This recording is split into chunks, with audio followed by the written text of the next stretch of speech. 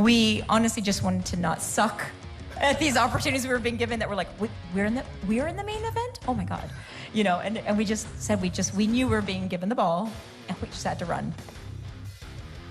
On this week's episode of Going Ringside, we sit down with the legendary Trish Stratus and Lita. What they have to say about being trailblazers in women's wrestling. Plus, the infamous Matt Riddle joins us once again to give us his controversial opinion on everything wrestling. That and more this week on Going Ringside. Influencing pop culture, politics, and everything in between. Taking you ringside as we discuss the crazy world that is professional wrestling. This is Going Ringside. Hello, thank you for joining us. And this is an episode where I had my aha moment, what's happened in my life, because maybe the two greatest female wrestlers in history are with us. Trish Stratus and Lita. I sat down with them with our friend AJ Francis, who used to be Top Dollar down at River City Wrestling Con. This was the moment when we did a panel and we sat and talked, and I'm like, how am I sitting next to these two, interviewing them about their lives, their iconic careers, and so much more. Trish and Lita both came into WWE at its absolute peak in the Attitude Era and were the first women to ever headline stuff, the first women to ever be main events. They changed the game. All the women wrestlers today can thank these two for paving the way. So let's get to it. Here are the two icons, Trish Stratus and Lita. Thank you all for joining us. I'm Scott Johnson with the Going Ringside podcast. He's from Channel 4. From Channel 4. She knows. That's AJ Francis. And now let's talk to why you're here. Trish Stratus and Lita. Ladies, thank you for joining us. You're welcome. We appreciate it. Trish. Just a second. Thank you, Trish. And Lita too. We gotta like change. Thank you, Trish and Lita. Thank you, Trish and Lita. It really rolls off the tongue. I like it personally better when it does the thank you, Trish, and then that dies down, and then it just goes into a straight up classic Attitude Era, Lita, Lita. Just that. It's cleaner. It's cleaner that way. Thank you. Good job. Well done, guys. Well done. Well, let's talk about what you ladies are up to right now. You came to join all the fans here in Northeast Florida for the weekend. Trish, what are you up to right now in life? Joining my friends here in North Florida. Yeah. Well, Canada's Got Talent. We just wrapped up our 3rd season. I'm a judge on that. That's crazy. been fun. Congratulations. Thank you so much. And then, you know, doing these things. Lita and I have been doing a lot of these signings and meeting our friends and fans, and it's been super fun. Lita, how about you? What is going on in your world? Yeah, we are doing a little show that AJ is familiar with called Most Wanted Treasures. What is that? I've never heard of it. Yeah. We did a couple seasons of those, and our season finale will air next month. Hanging out with my friend, doing shows, meeting you guys. But I will say this season particularly, what I am doing is growing some bomb tomatoes. I wasn't sure how that was going to end. I'm not going to lie. You're like, where? What's happening here? My squash is about to come in. My eggplants are looking really good. Yeah, so that's also a side thing I'm doing right now. Magnolias are out. The Magnolias. The what? Magnolias are out. Oh yeah. Right. So they do their own thing. I was in her yard yesterday, so I saw this in action, and it looks great. I just want to know, because as someone who was a fan... Used to be part of the Lost Treasures. Wait, sorry. Yeah, I know, before Lita took my job. I want to know, like, as someone who was growing up and watching you guys put on classics in the ring, like, at that time, did you realize what you were doing? Or you look back now and you're like, wow, we really... like leveled the game up for the entire women's division. That's exactly what we said when we walked out. We were like, you know, we just leveled the game is what we said. No. You did. No. You did. You did though. No, the truth is we had no idea. We honestly just wanted to not suck at these opportunities we were being given that we're like, we're in the main event? Oh my God. You know, and we just said we knew we were being given the ball and we just had to run. Yeah, we did know that we were given, you know, the Attitude Era was full of there are no rules. So and so many stars. So for you guys to be in the main event, that's something in and of itself. Yeah, it's true, right? Yeah. I think you're right. It was pretty awesome, guys, We right? had a lot of stars to choose from to be in You that are main event. correct. No, like it's funny because we talk about, of course, our main event, which was the first ever and kind of historic, and now looking back on it, still talked about today, which is amazing. But there's things like we were put in this main event. The one we always talk about is the main event match with you and Triple H. No, you and The Rock. Me and Rock, yeah. Me and Triple H. And just even things like that, just having to be in that spot with those guys and knowing like, okay, can they carry themselves within this context? It was amazing and so much fun to look back on now. There definitely felt extra pressure. Like, mind you, we were green as grass in the business in this time. There was no performance center. There was on-the-job training, which happened to be on live television. So, yeah, when we were in the ring when we would get thrown in. And the cool thing about that Attitude Era, it did feel like it was a real mix of the whole locker room. But so, yeah, when we would be in segments with Kurt Angle or the Boss's Daughter or The Rock and Triple H and Undertaker and Stone Cold. Yeah. There was a little more pressure that night. Not that you ever wanted to go out there and mess up, Right. but there was like really, these guys really don't mess up. Yeah, these guys are probably not going to mess up for sure. So we need to. Yeah. So then we went out there and we represented. You mentioned the backstage segments with the Boss's Daughter, with Austin, with The Rock. Did you ever feel pressured at all, or was everyone so welcoming in that position? Like, it's a very stressful world, I would imagine. I mean, I think, of course, personally, you have your own, stresses. You want to be like, I want to do well. But I also think a lot of us were newer, and like everyone was kind of in this era. Like we look back, and everybody was like, it was their time. It gave us a great chance to learn from, you're right there in front of them. You get to learn from everyone around you. But yeah, always pressure. But I think that was what makes you a good performer is using that pressure or that stress and turning it into a good thing and driving you, motivating you. Yeah, I think as an athlete, you're harshest critic, and the most pressure is going to come from yourself. But I also feel like there was a lot of, that was the height of the Monday Night Wars, and there was a lot of, we're all on the same team. Yeah. So it's like welcoming wasn't necessarily the word as, all right, we got 2 new players to get in here and to just keep trying to level up, as AJ said, but raise the bar and just get the higher ratings that night. Of course, we had friends all over at WCW and that we're keeping in touch, and we would all run over to the hotel and have our own Nitro party afterwards, which was sitting in someone's hotel, texting our friends, being like, no way, I can't believe you said that, because, we would have it on in the locker room, but you'd miss it because you mentioned were working. WCW, and Rock just put out his documentary on Fall of WCW. Did you get to a point in 2000, or probably about the time you're coming in, where you're like, we've got this one? I don't think so. Yeah. I mean, we were confident in our product. I do. There was that Shane McMahon Club La Vila situation that I think we did. We're like, we won. We did got the W for sure on that. Well, I appreciate Trish and Lita. We did talk to him for a lot longer. If you go to YouTube, I'll just say this, type in Going Ringside, Trish and Lita, you'll find the long form. But I was so just blown away to talk to them, and I found out a generational thing when I was talking to our producers here at Going Ringside about having Trish and Lita on. We started debating greatest female wrestlers of all time, and they were adamant. It's Becky Lynch, Becky Lynch, Becky Lynch. No, I'm going, it's these two, it's these two. So I think it really comes down to your generation, but I'm a big believer that these two are the icons. These are the reasons why all these women are where they are at today. Well, coming up, the controversial Matt Riddle joins the show.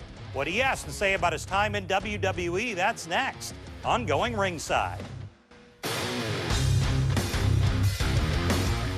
Welcome back. And before we move on from these two, I want to bring in a couple of their contemporaries. I just wanted to talk about something that some women have said there's a double standard in the locker room sometimes. I talked to 2 women, Melina Perez, you remember her, and Candice Michelle, 2 women who wrestled alongside these two, to get differing opinions on some dynamics you have backstage in the locker room with respect to how you interact with the guys. Some feel there's a double standard, some feel there's not. And I kind of just stayed my distance because it seems like if you make friends with anybody, being a female, if you make friends with any male, like, oh, you must be sleeping with him. And it's like, I can't even be friends with anybody. So that was an issue? Well, it was an issue in the sense of if you're successful, then people want to create drama. So you have to try to like not give them ammunition. But once I started because I'm a hugger, So I hug my family. That's the way I was raised. And once I started hugging people, it's like, oh, she's probably sleeping with him. So then I try to stop hugging people. Then when I'm talking to people, it's like, oh, she's probably sleeping with him. Okay, now I can't talk to people. So Melina just told me something I was kind of surprised by. She said she was well, nothing too salacious, but she said she was a hugger, and there would be so much backstage gossip for the divas that they would always gossip, oh, maybe you're having a relationship with that person. Was that a reality? Was that a problem for you backstage? It's not a problem for me, but it's a male locker room. Yeah. So, but I resonate a little bit more with the masculine energy in me. So, like, if you're talking, you know, I'm not offended by it. You know, if you get a sister or mom in there, they might be like, what are these guys saying? You know, but the girls sometimes are just as bad as the boys. We just feed off of each other. So just wanted to put that out there. We'll actually hear from Candace and Melina in upcoming episodes down the road, but I'd got to move on to the guy who made me a little nervous. I'm like, do I really want to put this guy on broadcast television? We're talking about Matt Riddle. I've talked to Matt a few times, and every time I do, it goes viral because of the controversial things he tends to say that gets himself in hot water, frankly, sometimes. And I figured, well, let's risk it. Let's put Matt on the air here on the CW and see what happens. So the interview, I was a little nervous to put out there because he tends to say whatever is on his mind, even if it's not really politically correct in the wrestling world. So we're going to risk it. Let's get to it. Here's Matt Riddle. Well, we're joined by friend of the show, a guy we've had on a lot, Matt Riddle. Matt, thanks for joining us again. Hey, thanks for having me, bro. How are you? I'm doing great. You're a tag team champ now in BRCW. I am a tag team champion, the BRCW, the Boca Raton Championship Wrestling, also tag champion CCW, also down here in Florida. And I got the Australian Championship, Combat One Championship, the MLW Heavyweight Championship. I can keep a list of them I off. thought I saw an image of you draped in all the titles recently. I have draped myself in multiple titles, but I think I even have more now, so I had to do a reshot. You know what I'm saying? Really? Yeah. How do you keep winning? Man, I don't know. I'm just lucky, I guess. Honestly, I put a lot of work into it, and I think the product speaks for itself. And I think when promoters and others meet me, I think they know it's the right move. You know, I have a way of, you know, projecting or putting eyes on championships and companies, and that's what I do. How are you physically doing now versus WWE? Do you feel as good as you did then, or? Dude, I feel better than I did then. You know, I feel like all my buddies are limping around with bad backs, and not saying that won't happen to me soon, but I don't know. I guess I was just built like this. I'm like a crash test dummy, and I feel great. I'm 39, going to be 40 in January, and feel good. I feel like I got at least 5 hard more years. I want to get your opinion on a couple things happening in the wrestling world now. One would be John Cena's retirement tour. Okay. Your thoughts? Did you work with Cena ever? I've worked with Cena. I like working with Cena. He was a great guy, a nice guy, professional. And, yeah, I mean, we've had our little tiffs. The first time I met, I accidentally said I thought he would be bigger. And I don't think he likes being called small, which isn't what I said, but I thought he'd be bigger. And he kind of gave me a verbal lashing back and forth. He gave me crap for being the king of bros, tried to get me to explain what that was, and no answer was good enough for John Cena to this day. Really? Yes, but I think he's doing great, and I'm happy for him. Do I think he'll actually retire? No, I think he'll wrestle again after this retirement tour, but still appreciate it, you know? He thinks Cena will wrestle again. We're not done.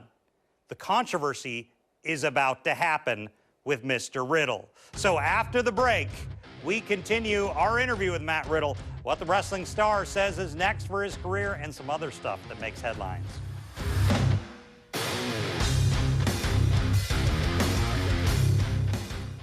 Welcome back. I want to pick up our Matt Riddle interview again. So I talked to Matt when something was going on in WWE, you might remember. I don't know if you remember, there was a controversy when R-Truth was let go from WWE. R-Truth, Ron Killings, had been in WWE forever. He was beloved by fans. Then all of a sudden we got note that he was just let go. And then due to overwhelming fan reaction, he was actually brought back. But this was literally about 24 hours, I was talking to Matt, after R-Truth was let go. So I'm like, could I get your opinion on this? I'd like to hear what you have to say. And that opened up the can of worms on what he thinks about the company, CM Punk, The Rock, Triple H. Here's the rest of Matt Riddle. The problem is right now with TKO and Endeavor, they're still trying to figure out and work out the kinks. And right now they're trying to save as much money as possible and create a good budget for themselves. And in pro wrestling, it's like, that's just not how it works. Sometimes this guy's popular, sometimes this guy's popular, and things change over time. So you think he was cut just so they could start saving money? I know for a fact. Yeah, they cut people so they can renegotiate their contracts. I already heard Roman Reigns is up for that, and they want to renegotiate his contract and others. So you see, Roman could be in the same issue that we're seeing. Yes, but Roman gets paid a lot of money, and even if he took a hit there and there, I think he would still be getting paid a lot of money. But our truth, you know, he's been there for what? Decades? He's been there for a minute. And when you put your time in with a company like that, you get paid more. You know, and I think they didn't want to pay him what they were, and I would imagine they probably renegotiated. And at the top, you've dealt with the top of the business a lot. Top of the UFC, top of WWE. There's been a lot of talk that there is heat. No one knows for sure between Triple H and Rock. Do you believe that? Yeah. You do believe that? I believe all of it. I really do. I think with all the stocks being up for grabs, people selling, because I know Vince is sold, Steph is sold, Nick Khan is sold. Yeah. A lot of people are selling their stock, and usually you don't do that unless something's going on behind closed doors. And I honestly think there was already a power struggle when I was there, trying to get Vince out and trying for Steph and Triple H to get in that position. And now that they got him out, now it's Endeavor trying to get them out, or Rock, or whoever it is. So I think that's just the nature of the beast. Would you ever go back?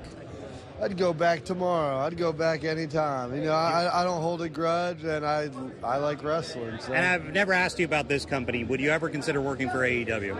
Yeah, I would totally work for AEW. I feel like when they first started, they hired a lot of former WWE guys, and I think that left a bad taste in their mouth because other than Moxley and maybe another couple, it didn't really work out too well. Most of them just got fat checks and didn't do much. So, and I think they don't want to deal with that. That's why they're using more homegrown talent. They had that issue with CM Punk, and that went belly up for them. Belly up, and cost them fans, money, and everything else. They're still rebuilding. You know, I'm not a big fan of that guy either. That guy sucks at fighting, and he's a bitch to work with in the back. Really? Why?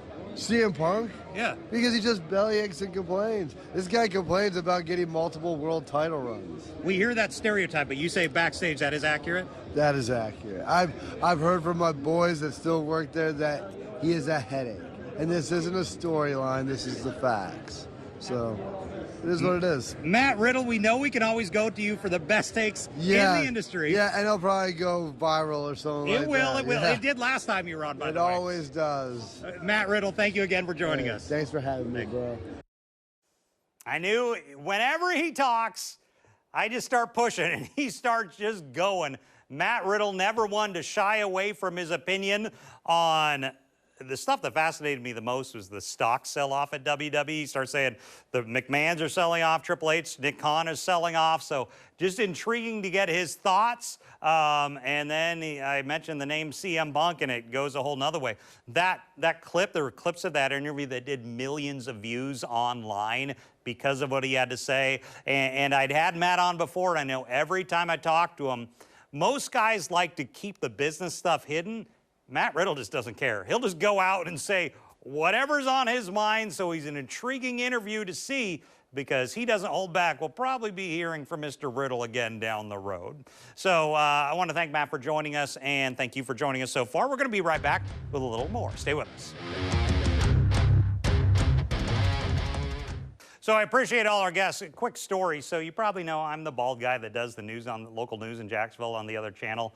It was the moment where I was sitting on stage with these two, Trish Stratus and Lita, and I had that just aha moment. I'm like, what just happened to my life? How am I hosting these two on a large panel with a large studio audience? They were tremendous. So glad to talk to who I believe are the two goats of women's wrestling. All the women today, from NXT to SmackDown to Raw to even AEW, it's all due to what these two accomplished, in my opinion. Trish and Lita changed the game. And of course, Matt Riddle, always a fun interview because I know he's going to bring controversy. And in the words of Eric Bischoff, controversy tends to create cash, and Matt Riddle brings it in spades. He's done more interviews. If you look around, Matt Riddle goes out and he goes viral because he says what's on his mind, and sometimes it's not the most politically correct. As far as things I want you to go to online, if you could, put it on the screen. We need your help. Go to youtube.com/@goingringside. That's a QR code on your screen right now. Just scan it with your phone. It'll take you right there. We have the updates daily on wrestling, the biggest stars in the world every single day. Just go, click subscribe for what I argue is going to become the best wrestling website in the world. Thank you for supporting us by going there, and thank you for watching tonight. NXT or Women of Wrestling is next, depending on the night you're watching. Thanks for watching. We'll see you back here next time.